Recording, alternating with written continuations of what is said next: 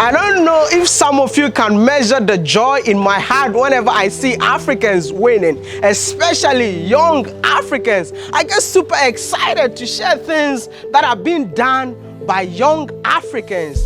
I feel like the generation of Africans now are very innovative, very creative, and things that they do on the continent is just mind-blowing. It's your favorite village boy, Mr. Ghana Baby, and I'm back again with another mind-blowing episode. You know what? Anytime that I bring you guys mind-blowing episode, I always ask for a favor.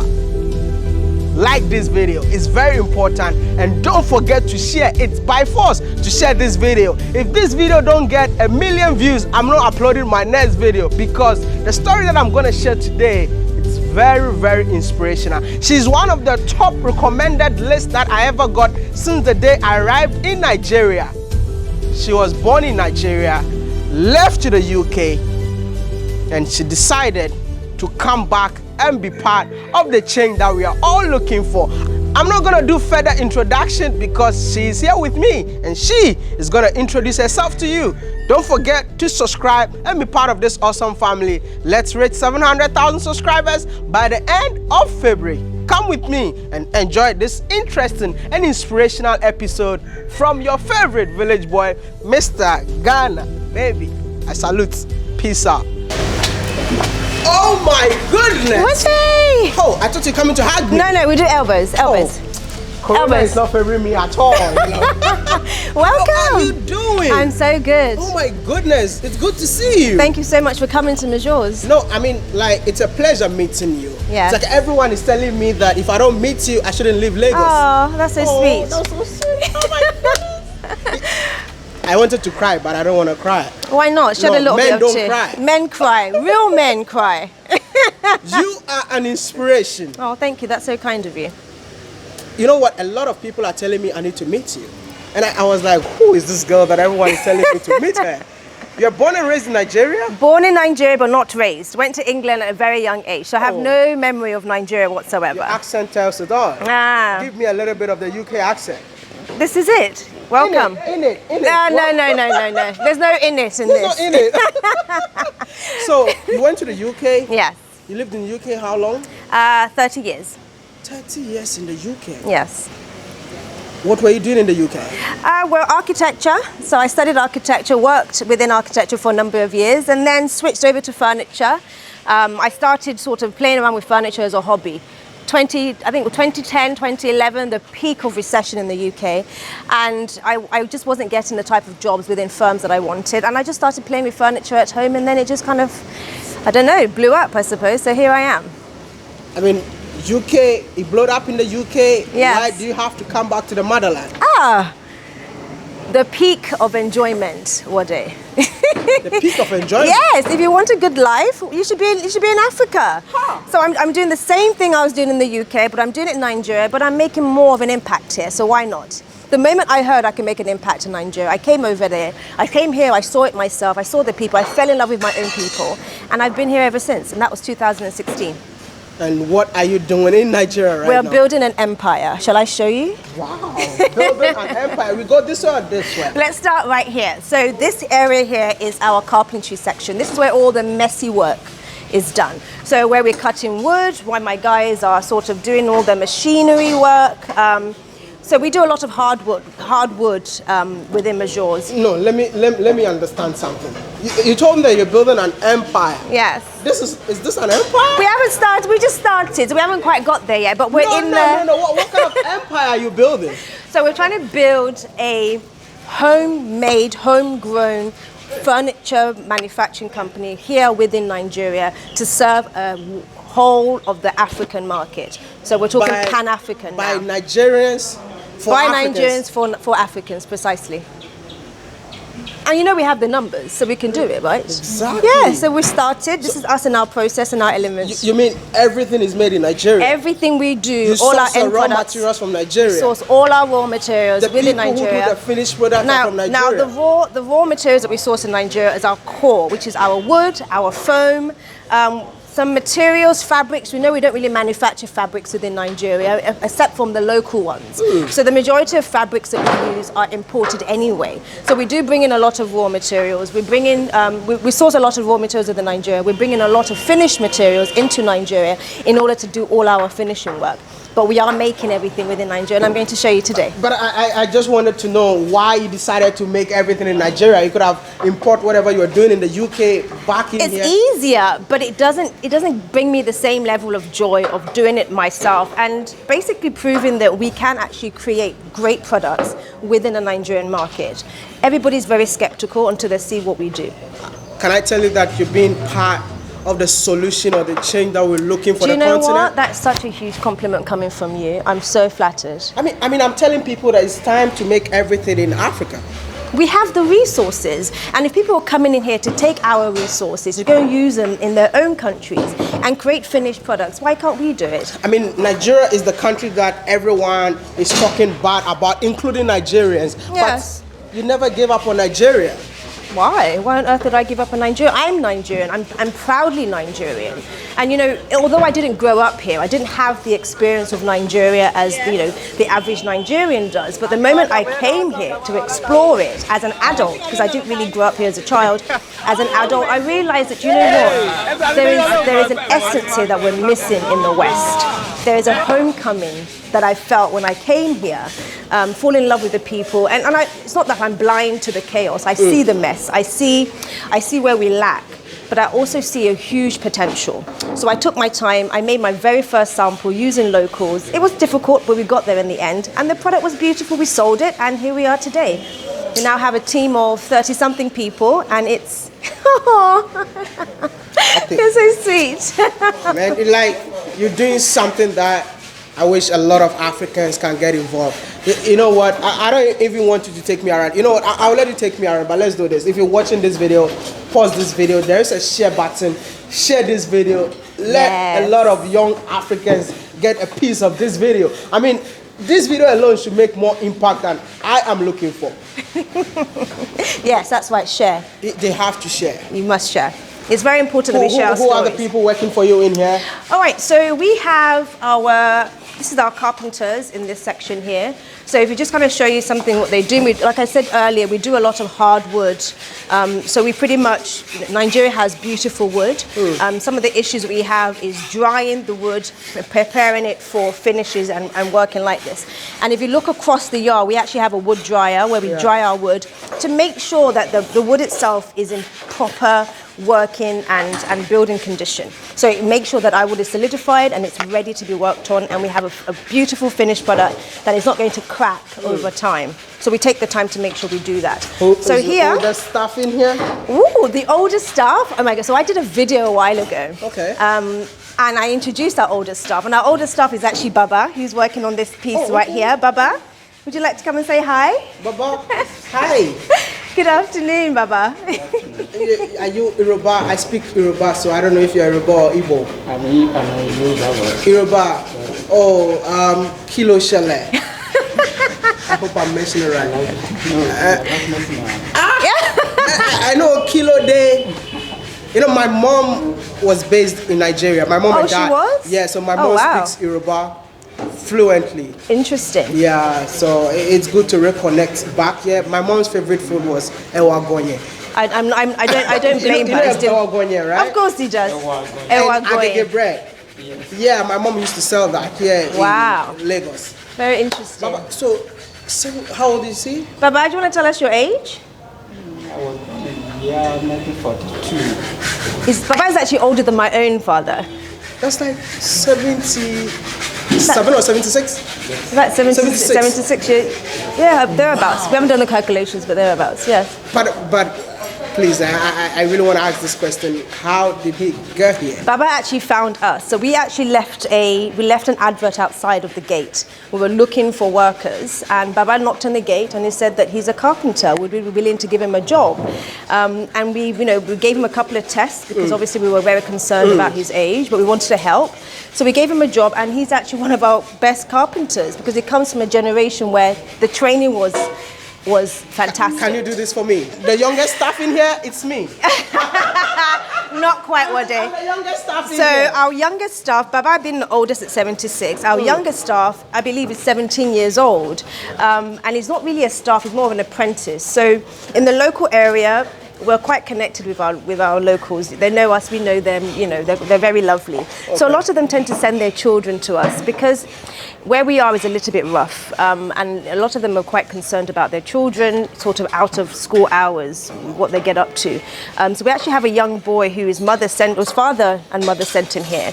With a forwarding letter asking that we can train him after school hours. So he comes for like 2 hours after school, and he just learns how to sew and things like that. And we kind of just take care of him. He's the baby of the group. Now I'll say that I know why everyone was telling me to meet you. But where do we go from here?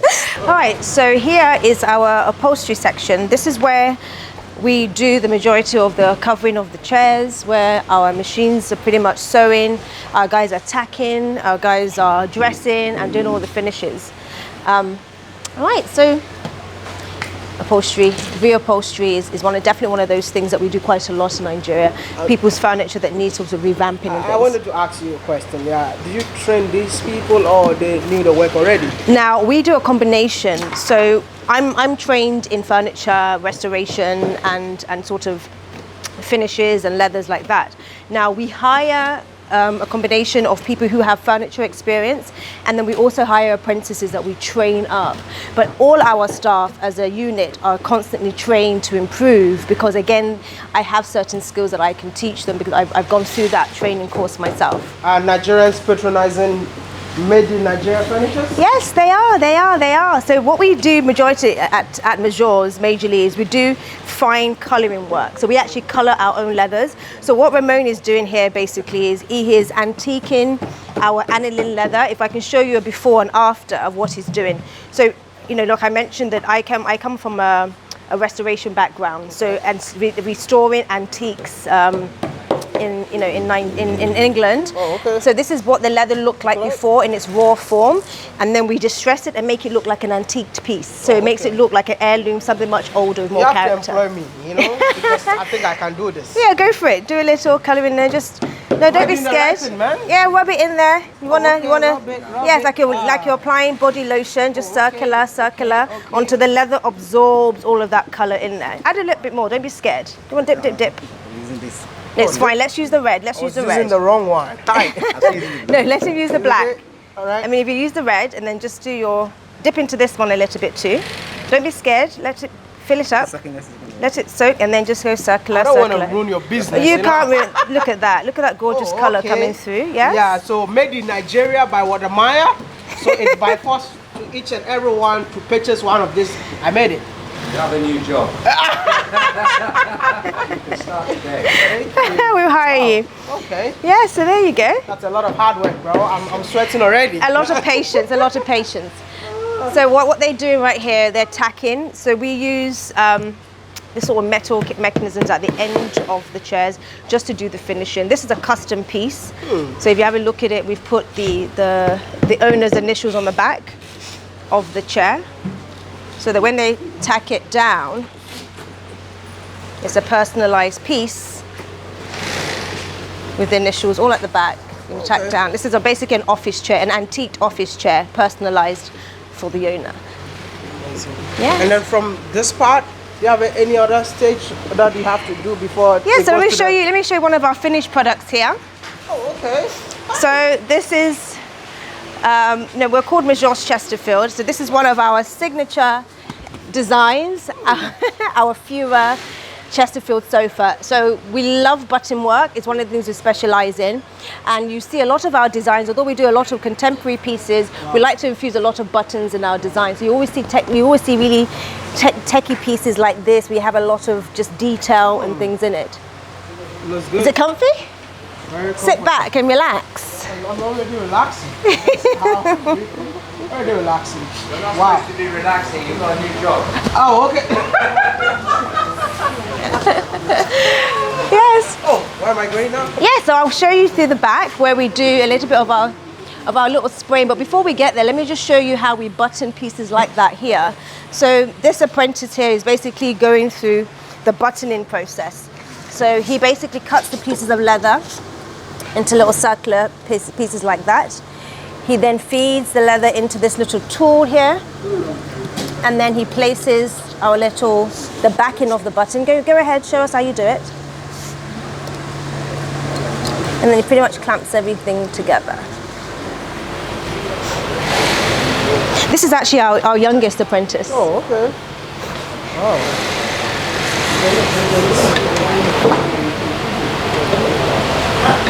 So he just puts a little elbow grease into that, and voila, you have a finished button. Strong, solid, to be pulled into one of the pieces we've just sat on. Nice one.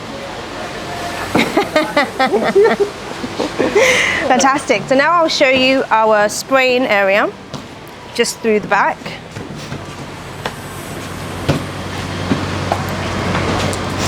So here we have the spray department. So this is where we do all the spraying work. Wow. So here they've already done the base color on of this piece.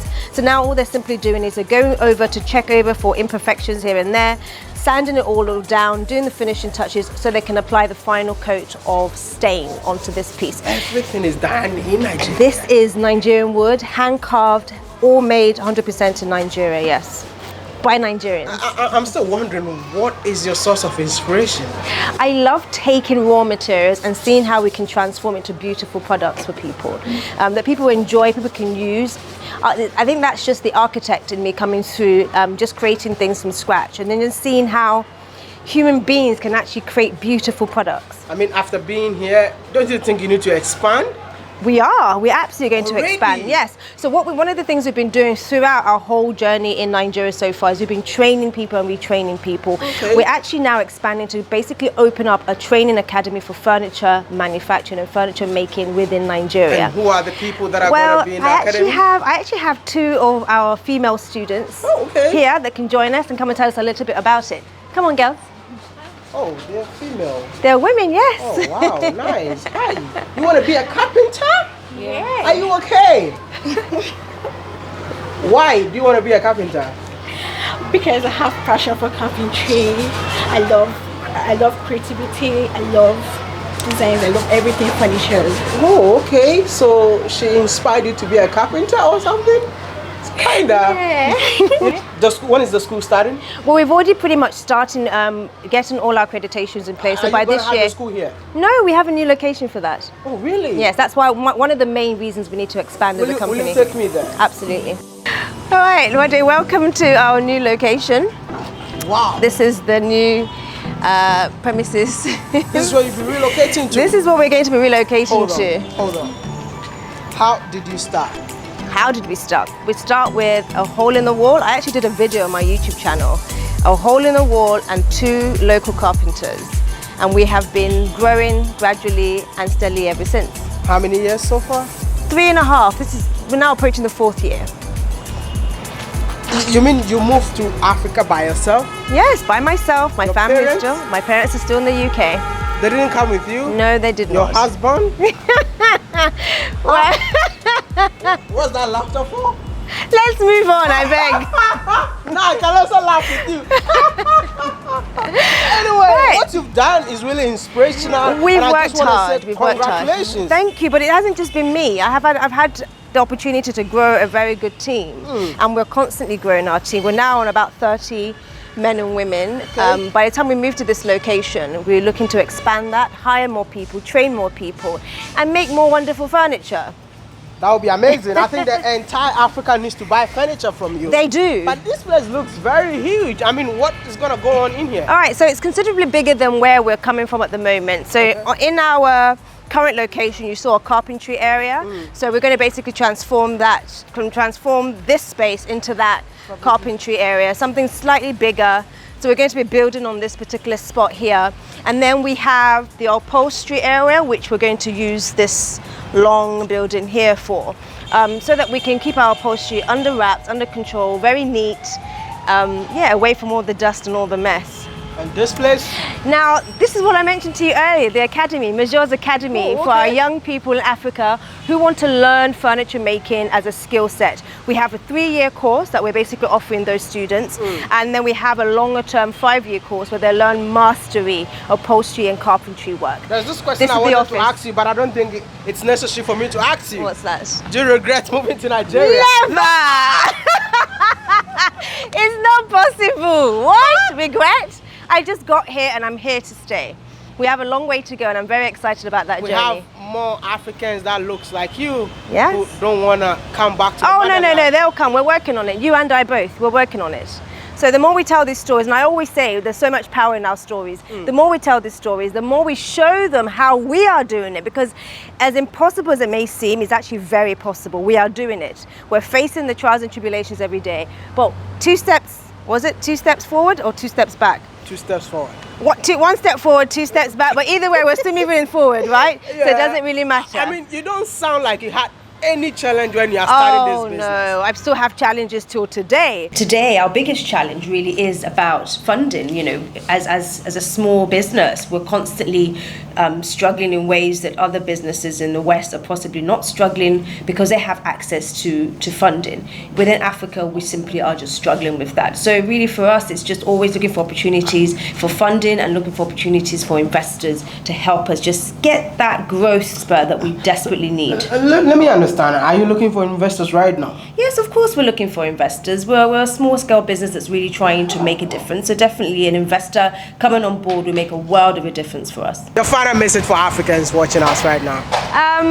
Come home. Oh, that's messages for Africans abroad, eh? Africans abroad and Africans here, start patronizing your local businesses. People are really doing wonderful work, and without your support, we simply cannot grow. Patronize, look inwards. Those who are still in the diaspora, who are thinking it's not possible to come home and do something wonderful. Listen, I grew up my entire life in England. I had no experience of Africa and I'm doing it. It's a challenge, but where isn't a challenge? Everywhere we're facing challenges. It's just a different set of challenges everywhere we go. But when you do for yourself, they say charity begins at home. Come and do your charity at home. Bring your money home. Oh my goodness, bring your money home. Bring your money home and keep, those of you who are already here, keep your money home. We need it. What is your name once again? Demi Samande. So, Demi Samande, I need to patent this. Bring your money home. And those Africans that have the money in here, keep your money home in Africa. Thank you so much for talking to me. Thank you so much Where do we find you? Go on YouTube. You've got my Instagram, Demi Samande. Go on YouTube, Demi Samande. Make sure you guys follow. We're doing some great work. You know, on my particular channel, we talk about the process in which I've taken in business. I document that whole process for you. If you want to know more, watch my videos, my vlogs, my advice videos. And we also cover stories from other entrepreneurs who are doing great things within Africa. They tell their story, they talk about their challenges, and together we move forward. So that's it. Thank you so much for watching. Don't forget to like this video and don't forget to subscribe and help us reach 700,000 subscribers. The favorite village boy, Me too! Mr. Ghana, baby. And I'll see you in another one. Peace out. Bye guys.